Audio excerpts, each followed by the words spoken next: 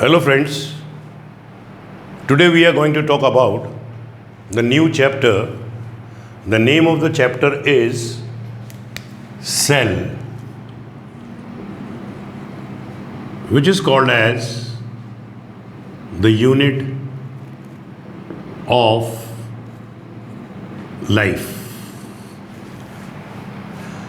अब सेल के अध्ययन को क्या कहते हैं? What the name given to the study of cell? Actually, there are two branches. Number one is called your cytology, and another one is called your cell biology. Now, what is the difference between the two? Cytology और cell biology में अंतर क्या है? Cytology में हम लोग cell organelles के structures का अध्ययन करते हैं, यानी कि in it we study about structure of cell organelles. Okay, किसका अध्ययन करते हैं हम लोग? कि सेल ऑर्गेनल्स का अध्ययन करते हैं. जबकि सेल बायोलॉजी के अंदर हम लोग जो है स्ट्रक्चर का भी अध्ययन करते हैं एंड फंक्शंस का भी अध्ययन करते हैं. फंक्शंस ऑफ सेल ऑर्गेनल का अध्ययन करते हैं. Okay, so this is the basic difference between the two. Now you have to see the definition of the cell. That what is cell? Cell is the structural and functional unit of life. Cell definition क्या है? कि यह जीवन की संरचनात्मक एवं क्रियात्मक इकाई होती है. तो it is the structural and functional unit of life, यानी कि जीवों की संरचनात्मक एवं क्रियात्मक इकाई होती है. अब ये जो सेल है, इस सेल के आधार पर हमारे पास में दो तरह के ऑर्गेनिजम्स होते हैं. एक कहलाते हैं यूनिसेलुलर ऑर्गेनिज्म और एक कहलाते हैं मल्टी सेलुलर ऑर्गेनिज्म, यानी कि एक कोशीय, और दूसरा कहलाता है हमारे पास में बहुकोशीय जीव. एक कोशीय जीव की क्या विशेषता है? That is characteristic of unicellular organism क्या है? तो एक तो होता है इंडिपेंडेंट एग्जिस्टेंस. इंडिपेंडेंट एग्जिस्टेंस इसका मतलब होता है कि उसका स्वतंत्र अस्तित्व होता है. अमीबा अपने आप मस्ती में मस्त रहता है, यूग्लिना अपनी मस्ती में मस्त रहता है, एक सेल का बना हुआ है. एंड दूसरी बात, they perform all the functions of life, perform all functions of life. ऐसे ऑर्गेनिजम्स को जो कि यूनिसेलुलर होते हैं लेकिन फंक्शन सारे मल्टी सेलुलर जैसे करते हैं, उसको हम लोग ए सेलुलर वर्ड कहते हैं. ए सेलुलर का मतलब हो गया अकोशिक, यानी कि जो संरचनात्मक रूप से तो एक कोशीय है परंतु क्रियात्मक रूप से वे बहुकोशीय होते हैं. Okay, now we are going to talk about the theory which was given by two persons. That theory is your number one cell theory. और सेल थ्योरी जो है इसके बारे में हमको श्लिडेन और श्वान ने बताया था. श्लिडेन ने और श्वान ने, we are going to talk about cell theory. It was given by Schleiden and Schwann. एक 1838 में था, एक 39 के अंदर था. ईयर जो है आपको याद करने चाहिए कि जो हमारा सेल थ्योरी है वो किसने और कब दिया था. तो श्लिडेन और श्वान ने सेल थ्योरी दी थी. अब इसमें एक चीज़ हमको सीखनी है कि श्लिडेन ने एनिमल सेल की स्टडी करी थी। ही स्टडीड एनिमल सेल, पूछा जा सकता है। और श्वान ने पादप कोशिका की, प्लांट सेल की स्टडी करी थी। ओके, तो श्रीडेन और श्वान ने मिलकर सेल थ्योरी दी थी। Schleiden was a German botanist who studied animal cell and he gave cell theory. Cell theory में उन्होंने ये कहा, एक ही पॉइंट दिया था कि all living beings are made up of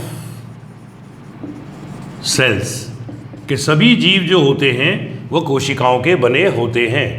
परंतु वो ये नहीं बता पाए कि जो सेल अभी विद्यमान है वो कहाँ से पैदा हुई, how the cell originated. This point it was not cleared by both of them. Ultimately one person was there whose name is Rudolf Virchow. This is your Rudolf Virchow. आता है ये क्वेश्चन, ध्यान रखना। उन्होंने एक स्टेटमेंट दिया, वो statement था ओमिनिस सेल्यूला ई सेल्यूला।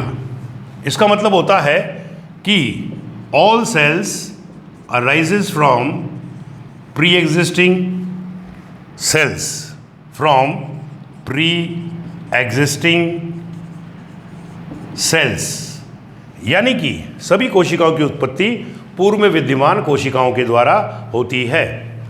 अब बात चलेगी कि तो क्या हुआ, सेल थ्योरी के अंदर दो स्टेटमेंट हुआ, जिनमें से एक स्टेटमेंट तो स्लेडन और श्वान ने दिया था। स्लेडन ने एनिमल सेल पर कार्य किया था, श्वान ने प्लांट सेल के ऊपर काम किया था, परंतु वो ये नहीं बता पाए थे कि सेल की उत्पत्ति कैसे होती है। इस संदर्भ के अंदर रुडोल्फ विर्चॉव ने एक स्टेटमेंट दिया लैटिन भाषा में, जिसको बोलते हैं ओमिनिस सेल्यूला ई सेल्यूला, जिसका अर्थ होता है कि all cells they arises from the pre existing sales.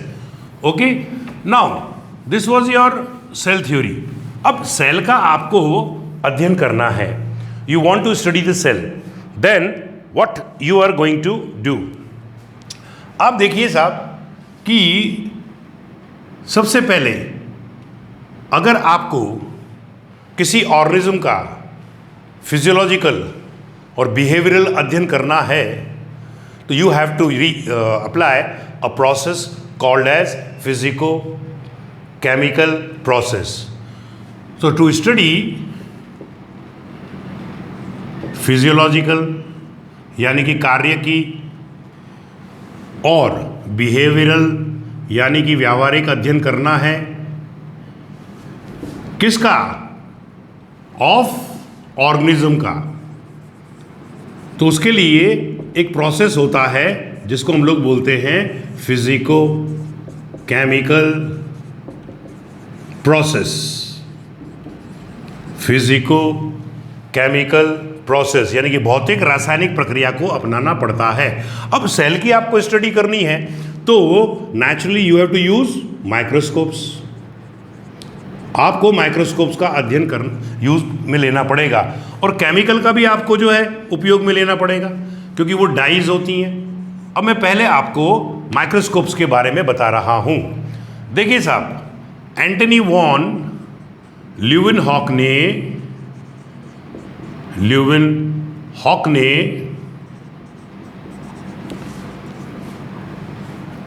Cell को डिस्कवर किया था, डिस्कवर्ड सेल। काय से किया था उसने? एक सिंपल सा माइक्रोस्कोप था उसके पास में, सिंपल माइक्रोस्कोप था। ओके, उससे वो देखा करता था और उसी से एंटनी वॉन ल्यूवेनहॉक ने किसकी खोज करी? सेल की तो करी। हालांकि खोज जो है रॉबर्ट हुक ने भी करी थी, लेकिन वो कॉर्क सेल्स के अंदर करी थी। और कॉर्क सेल्स जो होती हैं, ये रॉबर्ट हुक ने सेल की खोज कहाँ से करी थी? कॉर्क में से करी थी। और ये कॉर्क जो होती है वो डेड सेल्स होती है। तो उन्होंने इस प्रकार के चैम्बर जो है उस कॉर्क के अंदर देखे, जिसको उन्होंने एक नाम दिया सेल्यूला। सेल्यूला का मतलब होता है कमरा। आज भी हम लोग होटल में जाते हैं तो पूछते भाई is there any cell vacant, क्या यहाँ पर कोई सेल खाली है, सेल का मतलब कमरा खाली है या नहीं। लेकिन ये तो केवल सुपरिन की वॉल्स वगैरह थी, इसके अंदर तो न्यूक्लियस फ्यूक्लियस साइटोप्लाज्म कुछ भी नहीं था। तो actually Robert Hooke discovered dead cells. Okay, फिर आया हमारे पास में ल्यूवेनहॉक साहब। ल्यूवेनहॉक साहब ने सिंपल माइक्रोस्कोप से सेल की खोज करी, लिविंग सेल की खोज करी, स्पर्म की खोज करी, जो भी एक प्रकार की सेल है, बैक्टीरिया की खोज करी और प्रोटोजोआ की खोज करी। बात समझ आई? तो उन्होंने डेड की खोज करी थी, इन्होंने लिविंग सेल्स की खोज करी थी। अब क्या हुआ कि जो सेल थी उसको जब उन्होंने देखा तो ये मालूम पड़ा कि सेल जो होती है वो मेनली दो प्रकार की होती है। तो cell is of two types. Number one, prokaryotic cell, prokaryotic cell, और दूसरी होती है यूकैरियोटिक सेल। प्रोकैरियोटिक सेल के बारे में हम लोग बायोलॉजिकल क्लासिफिकेशन के अंदर in relation to bacteria we have learned a lot, हमने बहुत अधिक उसके बारे में पढ़ा था। इसलिए here I will just pinpoint the differences between the prokaryotic cell and the eukaryotic cell. Okay, तो प्रोकैरियोटिक सेल के अंदर हमने देखा कि न्यूक्लियर मेम्ब्रेन नहीं होती है, यानी कि इट इज एब्सेंट, और इनके अंदर न्यूक्लियर मेम्ब्रेन पाई जाती है। ये पहला अंतर हुआ, इसीलिए इसको प्रोकैरियोटिक कहते हैं। दूसरा पॉइंट, मेम्ब्रेन बाउंडेड, झिल्ली से गिरे हुए जो सेल ऑर्गेनल्स होते हैं, membrane bounded cell organelles are absent, यानी कि माइटोकॉन्ड्रिया नहीं मिलेगा, गोल्जी बॉडी नहीं मिलेगी, ईआर नहीं मिलेगा, वैक्यूल नहीं मिलेगा, जबकि इधर जो है मेम्ब्रेन बाउंडेड सेल ऑर्गेनल्स उपस्थित होते हैं। ओके, एक चीज थोड़ी सी मैं बता रहा हूं, उसको बोलते हैं इंक्लूजन बॉडीज। इंक्लूजन बॉडीज, इसको हिंदी में बोलते हैं अंतर्विष्ट पिंड। दे रखा है अपनी एनसीईआरटी की किताब में, अंतर्विष्ट पिंड जो है दे रखा है। ये क्या होते हैं? ये संचित पदार्थ होते हैं, यानी कि रिजर्व स्टोर्ड मटेरियल होते हैं। रिजर्व मटेरियल जो किस रूप में पाए जाते हैं? ये ग्लाइकोजन के रूप में पाए जाते हैं। नंबर टू, ग्लाइकोजन पार्टिकल्स के रूप में। ये साइनोफाइसिन ग्रैन्यूल्स के रूप में पाए जाते हैं, तो साइनोफाइसिन ग्रैन्यूल्स के रूप में पाए जाते हैं। और तीसरा, फॉस्फेट कणिकाओं के रूप में ये पाए जाते हैं, that is they are present in the form of phosphate granules. Okay, ऐसे हमारे अंदर भी होते हैं। ग्लाइकोजन हमारे लीवर के अंदर होता है, साइनोफाइसिन मिलेगा नहीं, फॉस्फेट होता ही होता है जिससे कि हड्डियां बनी हुई होती हैं। So these are the differences between the prokaryotic and the eukaryotic cell. But common cell organelle कौन सा होता है दोनों में, प्रोकैरियोटिक में और यूकैरियोटिक में? तो आंसर होगा राइबोसोम।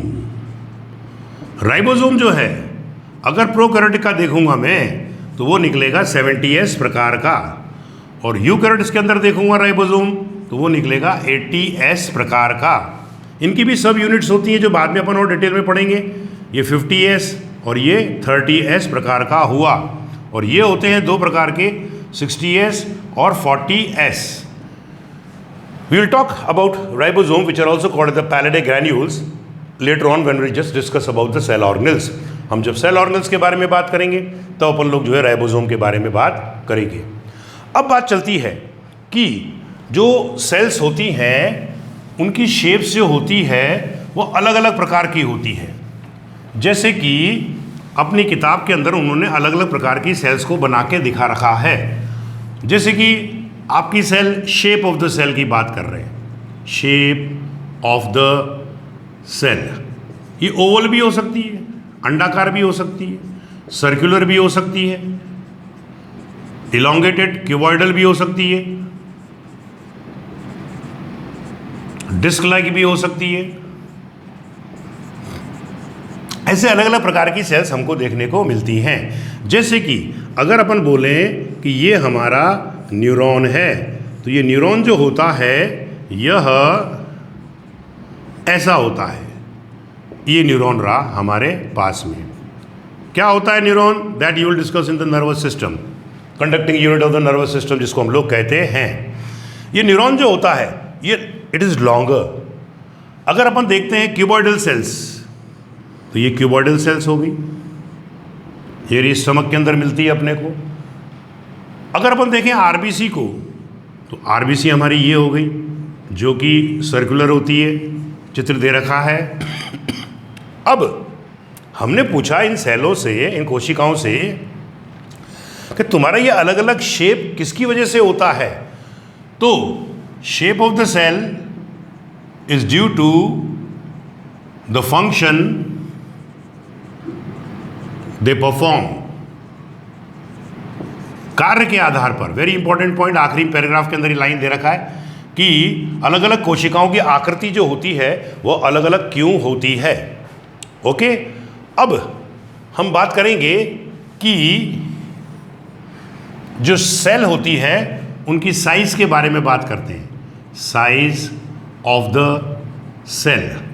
आप देखो माइकोप्लाज्मा, माइकोप्लाज्मा जो होता है which is the smallest cell, इसकी साइज जो है वो 0.3 माइक्रोमीटर होती है।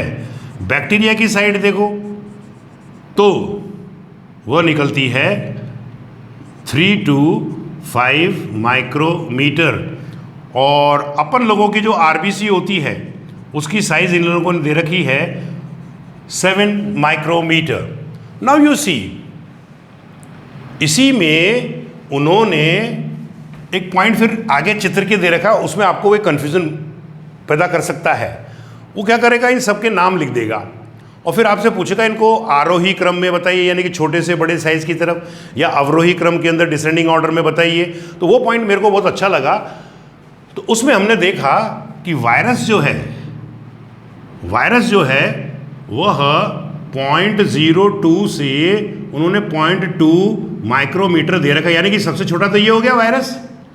अब उसके बाद में उन्होंने पीछे दे रखा है PPLO, प्लूरोन्यूमोनिया लाइक ऑर्गेनिज्म, उसके अंदर उन्होंने साइज दे रखी है 1 माइक्रोमीटर। तो भाई साहब इधर से इधर चलिए, तो सबसे छोटा कौन? वायरस। उससे बड़ा कौन? PPLO। उससे बड़ा कौन? माइकोप्लाज्मा। उससे बड़ा कौन? बैक्टीरिया। और सबसे बड़ा कौन हो गया? RBC। ये पांचों नाम वो लिख देगा। तो ये तो हुआ कौन सा तुम्हारा? असेंडिंग ऑर्डर के अंदर, बढ़ते हुए क्रम के अंदर ये हुआ। Okay, ascending order, ascending order में। और अगर सबसे बड़ा यूं लूं, सबसे छोटा, उससे कम, उससे कम, उससे कम, उससे कम, तो ये यूं गया। तो ये आपका कौन सा ऑर्डर हो गया? ये आपका हो गया descending order. Very good question. वो इस प्रकार के क्वेश्चन ही बनाते हैं जिसमें वो चेक करना चाहते हैं कि क्या आपने एनसीईआरटी को ढंग से पढ़ रखा है अथवा नहीं। Okay, so this was all about the shape and the size of the cells. ये सब कुछ जो मैंने बताया वो आपको मैंने शेप और साइज के बारे में बताया। रही बात प्रोकैरियोटिक सेल की, तो इधर अपने को टाइम वेस्ट नहीं करना है। You see my lecture in biological classification, आपको फुल डिटेल के अंदर मैंने जो है प्रोकैरियोट्स के बारे में बता रखा है। Only the point which you to keep in mind is to point out the differences. केवल अंतर को ज्ञात कर लो, आ गया। और अंतर के ऊपर ही अपने को क्वेश्चंस बनता है। जैसे कि अपन लोगों में माइटोकॉन्ड्रिया होता है तो उसके अंदर मेसोसोम होता है, बैक्टीरिया की सेल वॉल के अंदर पेप्टिडोग्लाइकेन होता है, तो अपन लोगों के अंदर सेलुलोज की बनी होती है, हेमिसेलुलोज की बनी होती है, पैक्टिन की बनी होती है, आ गया। इनके अंदर वैक्यूल नहीं होती है, जबकि अपन लोग यूकैरियोटिक सेल्स के अंदर वैक्यूल देखने को मिलते हैं। Now we are going to talk about the eukaryotic cell. Okay, अब हम लोग जो है यूकैरियोटिक सेल के बारे में बात करने जा रहे हैं। So this is your eukaryotic cell, जिसको हिंदी में हम लोग बोलते हैं ससीम केंद्र की कोशिका। क्यों साहब? क्योंकि इनके न्यूक्लियस के चारों ओर न्यूक्लियर मेम्ब्रेन होती है, जबकि प्रोकैरियोट के अंदर तो न्यूक्लियर मेम्ब्रेन होती नहीं है। उनके न्यूक्लियस को अपन लोग जीनोम जीनोफोर कहते हैं, न्यूक्लियोइड कहते हैं, प्रिमिटिव न्यूक्लियस कहते हैं, इंसिपिडेंट न्यूक्लियस कहते हैं। हमारे न्यूक्लियस को हम लोग न्यूक्लियस ही कहते हैं because it is your true nucleus. Eukaryotic का न्यूक्लियस होगा वो ट्रू न्यूक्लियस होगा because in it the nuclear membrane is present. Okay, अब यूकैरियोटिक सेल हमारे पास में दो प्रकार की हो गई। एक क्या कहलाई? एक कहलाई प्लांट सेल और दूसरी क्या कहलाई? Animal cell. Okay, plant cell के अंदर आपको सेल वॉल मिलेगी, जबकि एनिमल सेल के अंदर आपको सेल वॉल नहीं मिलेगी। दूसरा पॉइंट, प्लांट सेल के अंदर आपको प्लास्टिड मिलेगा, एनिमल सेल के अंदर आपको प्लास्टिड नहीं मिलेगा, यानी कि लवक ये नहीं मिलेगा। तीसरा पॉइंट, इनके अंदर वैक्यूल पाई जाएगी, वैक्यूल मिलेगी। इनके अंदर small vacuole will be present, small vacuole. We can't deny that the vacuole they are not present in the animal cell. हम मना नहीं कर रहे हैं कि एनिमल सेल के अंदर रिक्तिका नहीं होती, होती है। खाद्य रिक्तिका होती है, जल रिक्तिका होती है, भोजन रिक्तिका होती है। वैक्यूल के बाद में एक डिफरेंस में ऐसा दे रहा हूं जो कि एनिमल सेल में है लेकिन प्लांट सेल के अंदर नहीं है, वो है तुम्हारा सेंट्रोजोम जो एब्सेंट होता है, और इधर एनिमल सेल के अंदर सेंट्रियोल या सेंट्रोजोम पाया जाता है। Okay, so these are the differences between the plant cell and the animal cell. अब अपन बात करेंगे कि जो सेल एनवलप है और उसका जो मॉडिफिकेशन है वो कैसा होता है, यानी कि कोशिकीय आवरण के बारे में हम लोग बात करने जा रहे हैं। Cell envelope and its modification की बात कर रहे हैं। Cell envelope. अब एनवलप को देखो तो मैं आपकी मुलाकात कराता हूं बैक्टीरिया से। ये बैक्टीरिया की सेल वॉल है जो कि पेप्टिडोग्लाइकेन की बनी हुई है। बताओ, इसके बाहर का जो आवरण होता है उसको क्या बोलते हैं? उसको हम लोग बोलते हैं ग्लाइकोकैलिक्स। क्या बोलते हैं उसको अपन लोग? ग्लाइकोकैलिक्स कहते हैं। तो ये वायरस का सबसे बाहर वाला आवरण जो होता है उसको हम लोग ग्लाइकोकैलिक्स कहते हैं, जिसमें आपको ग्लाइकोलिपिड भी मिलेगा और ग्लाइकोप्रोटीन भी मिलेगा। याद करिए, हमने लैंगिक पुनर्योजन पढ़ा था बैक्टीरिया के अंदर, और लैंगिक पुनर्योजन के अंदर दो, एक नर और एक मादा बैक्टीरिया पास पास आते हैं। आगे तो वो कैसे पहचानते हैं? How do they recognize this glycoprotein and the glycolipids? They are responsible for the recognition mechanism. ये ग्लाइकोप्रोटीन और ग्लाइकोलिपिड जो होते हैं वो अभिज्ञान स्थल के रूप में काम करते हैं, उसको पहचानने के लिए काम आते हैं, साथ में चिपकने में भी मदद करते हैं। कौन? ग्लाइकोप्रोटीन और ग्लाइकोलिपिड। किस में पाए जाते हैं? ग्लाइकोकैलिक्स में। ग्लाइकोकैलिक्स क्या हुआ? बैक्टीरिया का सबसे बाहरी आवरण होता है। अब मैं बात करता हूं वायरस की। वायरस के अंदर अगर आप देखोगे तो उसके बाहर भी एक एनवलप देखने को मिलता है। उसका नाम ही उन्होंने केवल एनवलप रख रखा है। आ गया? This is your envelope, and in which you will find that the proteins are present, carbohydrates are present around the virus. हमारी सेल को लो, सेल एनवलप की बात करेंगे तो एनिमल सेल के अंदर, यानी कि जंतु कोशिका के अंदर सेल वॉल तो होती ही नहीं है बेटा, सीधी सेल मेम्ब्रेन देखने को मिलती है। So this is your cell membrane. और प्लांट सेल के अंदर अगर हम देखें तो सेल वॉल मिलती है सबसे बाहर, यानी कि ये उसका एनवलप हो गया, और अंदर कौन मिलती है? सेल मेम्ब्रेन देखने को मिलती है। So these are the points of differences between the animal cell and the plant cell. Question एक बार बना था, the basic difference between the plant cell and animal cell is due to what? कि पादप कोशिका और जंतु कोशिका में मूलभूत अंतर किसके कारण होता है? तो आंसर जाता है सेल वॉल के कारण। बन चुका है क्वेश्चन ये पीएमटी के अंदर, सो बी केयरफुल। ओके, अब बात चलेगी कि हमारे जो एनवलप्स हैं। अब इन्होंने अपनी किताब के अंदर सबसे पहले सेल मेम्ब्रेन के बारे में जिक्र किया है। लेकिन before that I want to teach you something that initially I told you that for the understanding the physiological and behavioural process of an organism an approach is applied that we call it as physico chemical approach. किसी जीव का कार्य की और व्यवहार का अध्ययन करने के लिए हमको भौतिक रासायनिक प्रक्रिया को अपनाना पड़ता है। ठीक है साहब। Identical group of cells which has got the same origin and same function is called your tissue. एक ही प्रकार की कोशिकाओं का समूह जिनका की उत्पत्ति एवं कार्य समान होता है उसको हम ऊतक कहते हैं। ओके, तो अब हमको एक सेल निकाली हमने, उसका हमको अध्ययन करना है। लोअर क्लासेस के अंदर वो ऑनियन पील बताया करते हैं, प्याज की जो छिलका होता है उसकी जो सेल होती है उसका अध्ययन बताया करते हैं।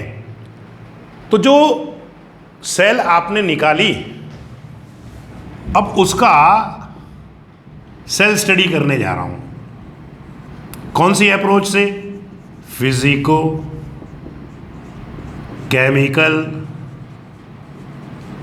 अप्रोच से। आप देखना एनसीईआरटी में कहीं लिखा हुआ है, बहुत छुपा हुआ मामला है। फिजिको का मतलब हो गया फिजिकल और केमिकल का मतलब हो गया केमिकल।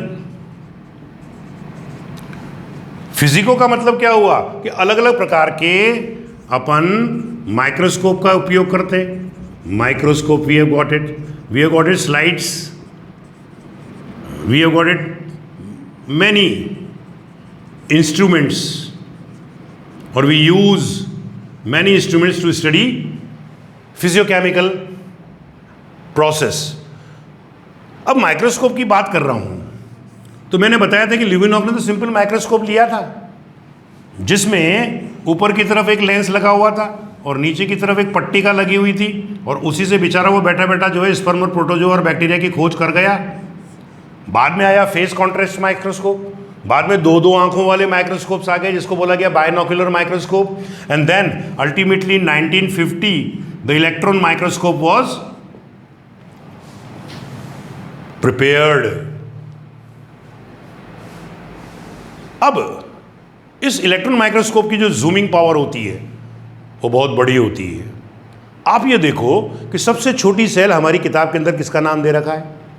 माइकोप्लाज्मा का। वैसे अगर अपन देखें तो सबसे बड़ी कोशिका या सेल जो होती है वो होती है ऑस्ट्रिच का अंडा, ऑस्ट्रिच एग सेल, जिसकी साइज होती है 11 × 17 सेंटीमीटर, यानी कि 11 × 17 सेंटीमीटर जो है लंबाई और चौड़ाई उसकी होती है। तो ये तो आगे बेटा फिजिकल। अब ये आ गया हमारे पास में केमिकल। केमिकल की स्टडी, केमिकल कौन सा केमिकल यूज करते हैं? उन केमिकल्स को बोलते हैं डाइज, अभिरंजक कहते हैं। ये डाइज जो होती हैं ये दो प्रकार की होती हैं, एक कहलाती है एसिडिक और एक कहलाती है बेसिक। अब एक चीज़ सीखो, ये हमारा सेल है, सेल में ये कौन है? न्यूक्लियस है। न्यूक्लियस के अंदर कौन है? डीएनए और आरएनए होता है, ये हमें मालूम है, जो एसिडिक इन नेचर होता है। तो जो खुद ही एसिडिक है तो उसको कौन सी डाई से अभिरंजित करना पड़ेगा? बेसिक डाई से। तो उस बेसिक डाई के नाम देखो आप, बेसिक फ्यूस्चिन। एक डाई होती है लाल रंग की, लैब में पड़ी रहती है, उसको बोलते हैं सैफ्रेनिन। एक होता है मिथाइलीन ग्रीन। ये जो है न्यूक्लियस वाले एरिया के अंदर जो भी कंटेंट उपस्थित होगा उसको अभिरंजित करेगी। और एसिडिक डाई जो होती है यह किसको करेगी? यहाँ पर हमारे पास में गोल्जी बॉडी है, माइटोकॉन्ड्रिया है, एंडोप्लाज्मिक रेटिकुलम है, बहुत सारे कंटेंट साइटोप्लाज्मिक कंटेंट्स हमको देखने को मिल रहे हैं। तो ये साइटोप्लाज्मिक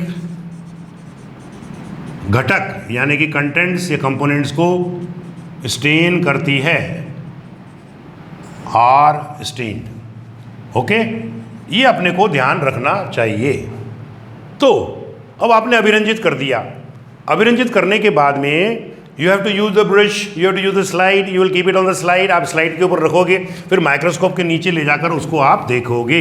अगर वो प्लांट सेल है तो हम लोग सेल मेम्ब्रेन के बारे में बात करेंगे। किसके बारे में? सेल मेम्ब्रेन के बारे में बात करें। क्यों साहब? प्लांट सेल से मैंने पूछा, एनिमल सेल से पूछा मैंने कि तुम्हारे दोनों के अंदर सेल मेम्ब्रेन कॉमन है कि है सर, सेल वॉल नहीं है। दूसरी बात, animal cell is more complex than the plant cell. जंतु कोशिका जो होती है वह पादप कोशिका की तुलना में अधिक जटिल होती है, और इस जटिल वाली कोशिका को यदि अपन देखें तो इसके लिए इन्होंने सबसे पहले अपनी किताब के अंदर सेल मेम्ब्रेन के बारे में बता रखा है, यानी कि सेल मेम्ब्रेन। इस सेल मेम्ब्रेन के बारे में हम लोग बात करेंगे दूसरे लेक्चर के अंदर। Okay, thank you.